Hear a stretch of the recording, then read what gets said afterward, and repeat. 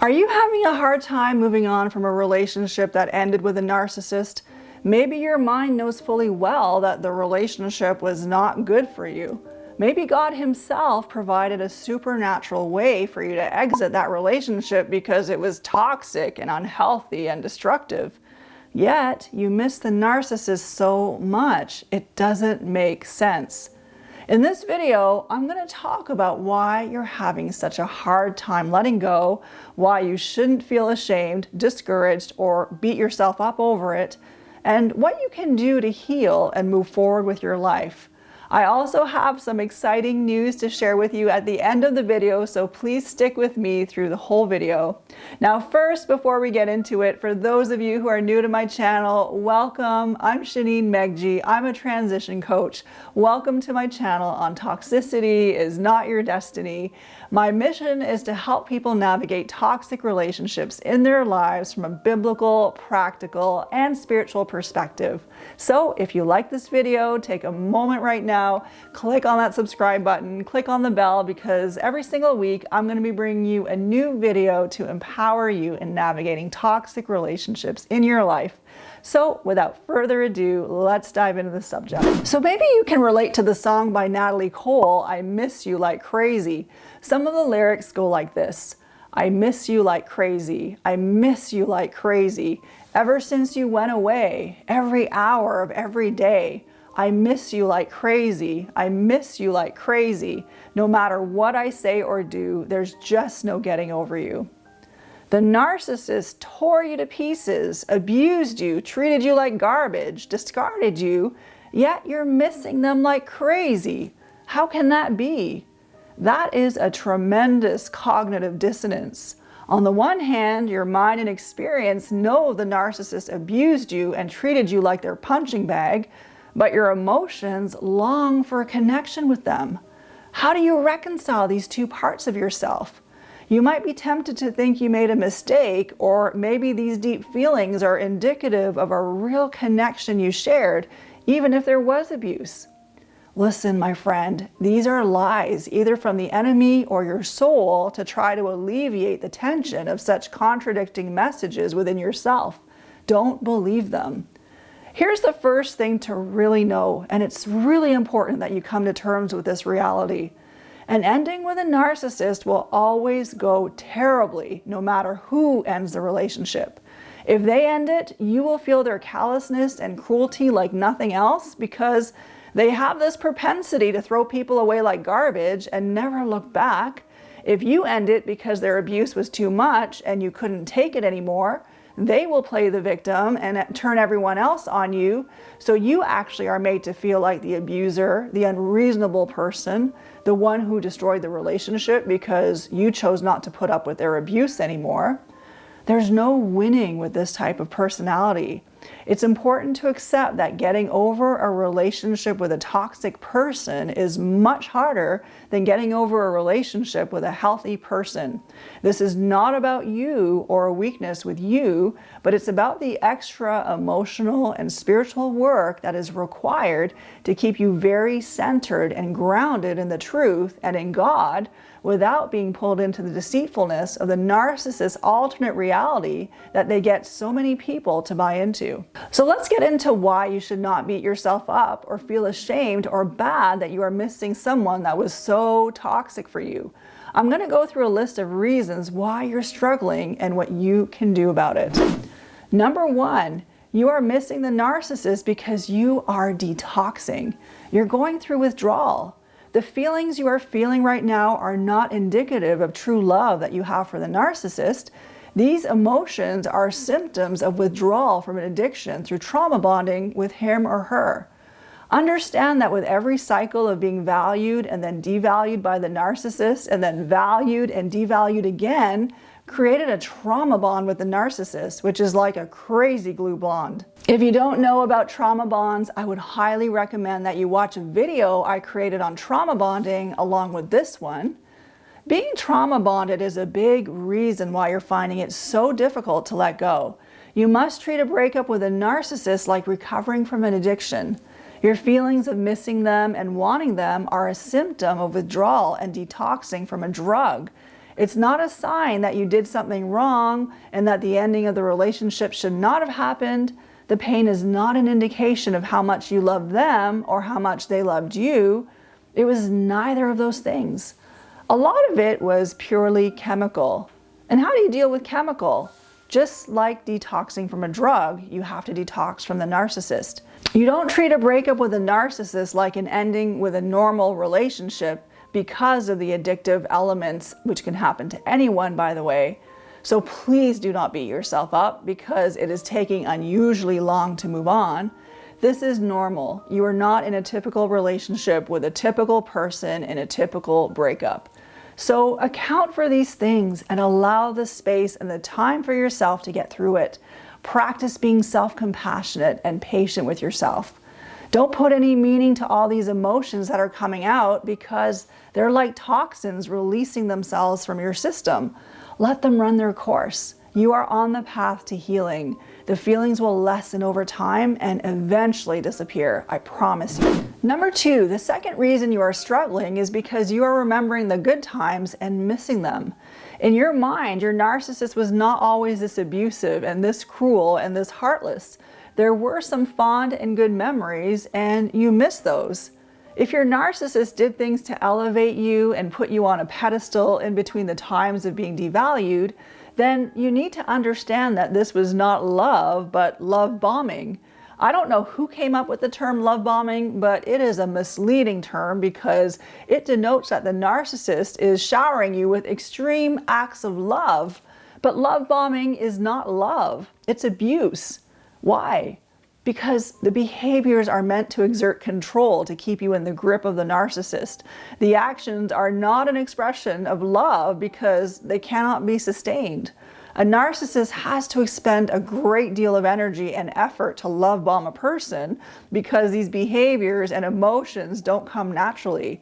That's why they're often like a Jekyll and a Hyde type of personality because of their limited bandwidth to love bomb people or keep up this facade of a generous, kind, humble, benevolent, happy person.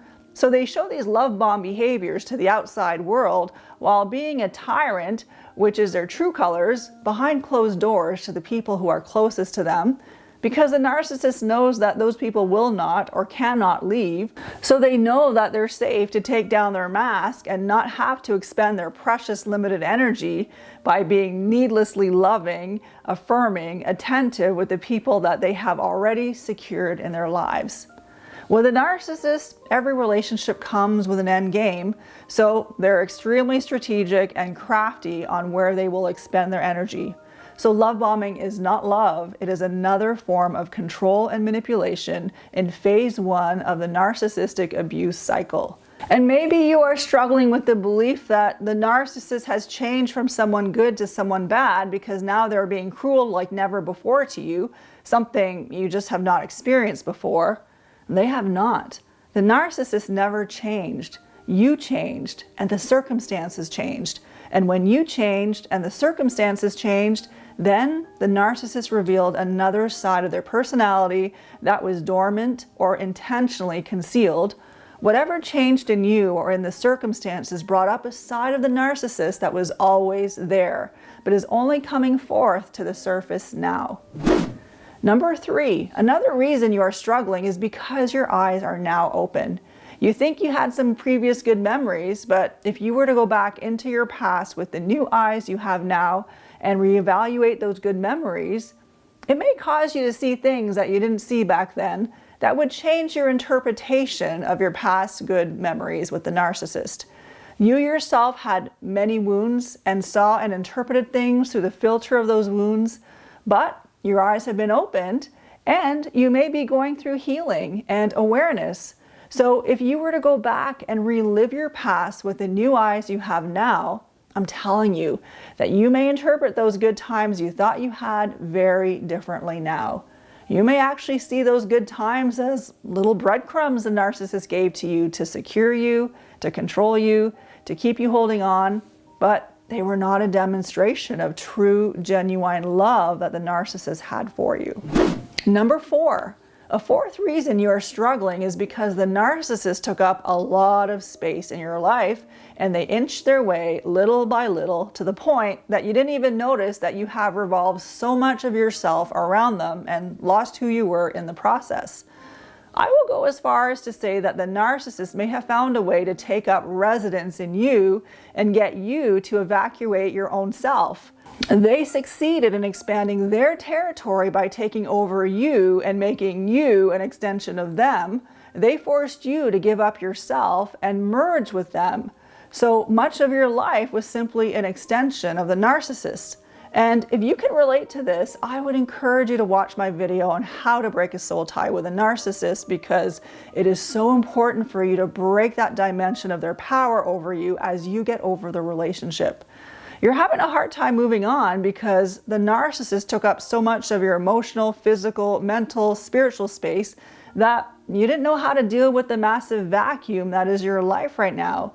And it can feel so unbearable because you're not only empty now of the narcissist, but also yourself. And you may feel like you don't even know who you are anymore because you don't know yourself apart from living for the narcissist. Number 5, the fifth reason you're struggling is because you are grieving the loss of the narcissist. An ending with a narcissist is an ending like no other. It feels like death. It is a lot like death. And one of the reasons is because a narcissist refuses to give you any closure. Why is that?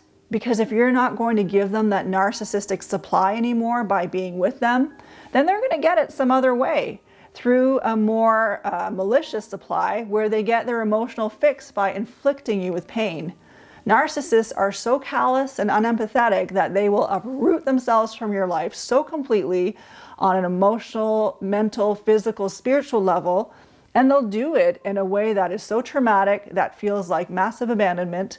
On top of that, you're seeing a completely different person from the person you thought you knew, that you thought you had good memories with, but it was all a lie. Another reason a narcissist won't shut the door and won't give you closure is because they can't stand submitting to boundaries, even if they're the ones to create the boundary. They just can't stand anything to block their options.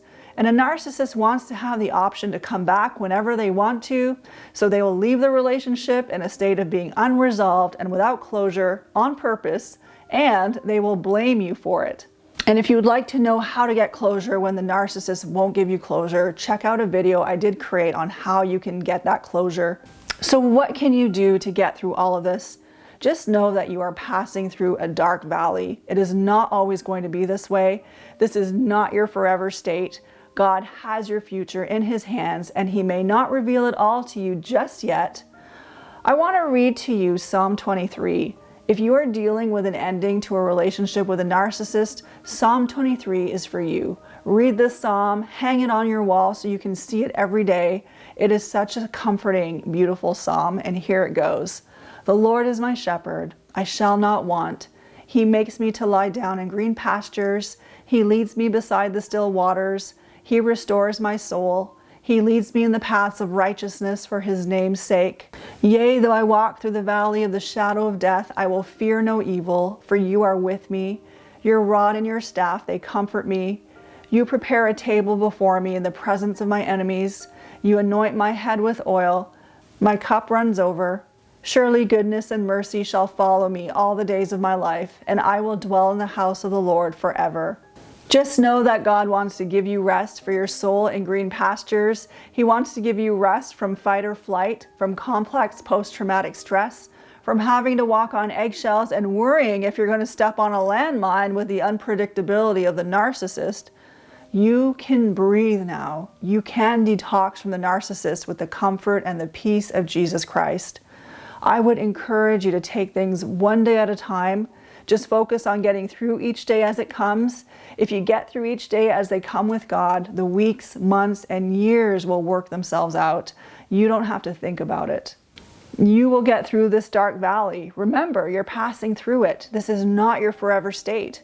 The enemy would lie to you and have you believe that this sadness and grief that you are feeling is your new reality, but that is not true. You're only passing through a dark valley, which is like the shadow of death, but you're not living there. And God is on this journey with you. He will never leave you nor forsake you. He is preparing a table before your enemies. So take this time to commune and fellowship with God. Deepen your relationship with Him. When you're eating with Him, His words become food and drink. Take as much time as you can to read the scriptures and meditate on them.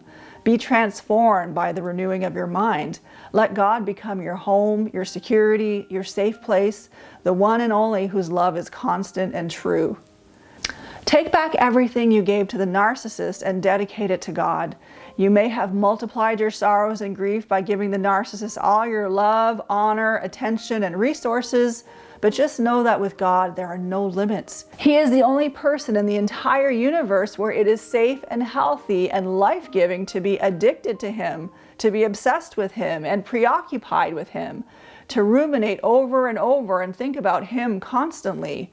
God is the only person in the whole universe that we can merge with and enmesh ourselves with and become an extension of, where it actually makes us a truer, higher, and more complete version of ourselves. So replace your addiction to the narcissist with a new addiction to God. I know this new season in your life might feel so foreign and scary, and the old familiar demons of the narcissist may feel more comfortable than stepping into the new and unknown. But do you trust that God is taking you to a better place, even though the passage to get there may be difficult? I just want to encourage you to keep going forward, even while you are wrestling and going through the uncomfortable feelings, because eventually you will find your promised land. I just want to encourage you to keep going forward, even while you are wrestling and going through the uncomfortable feelings, because eventually you will find your promised land if you keep going and you don't give up. One day you will start to see some trees and fruits and animals and a new land and a whole different place with opportunities. One day everything is going to change. The season will end. Just don't give up. You are not alone. So I hope this video was helpful. Now, on a different note, I have some news. It's been on my heart to empower followers of Jesus Christ who are trapped in psychologically and emotionally abusive, controlling, narcissistic relationships to find healing and freedom and confidence so that they can fulfill their God-given purpose, knowing they have a future and a hope. So all this to say that in a couple of weeks, I'm launching a program called Empowering Women to Recover Their Identity from Narcissistic Relationships.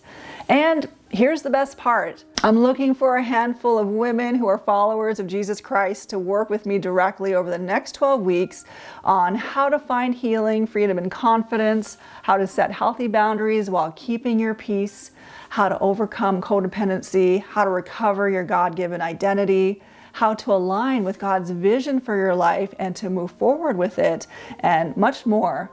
So because I will be including one-on-one coaching in this program, I do have limited spots. Would any of you watching want to work with me to achieve these things?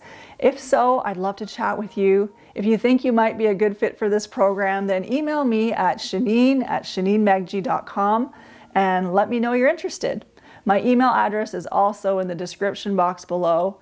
Right now, this program is only offered to women. That said, I do hope to offer something to include the men in the future, so please don't feel left out.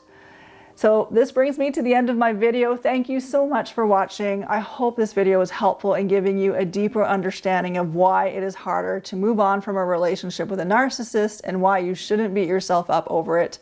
Keep holding on to God and He will see you through to the end. I appreciate you. I look forward to seeing you in the next video. Take care.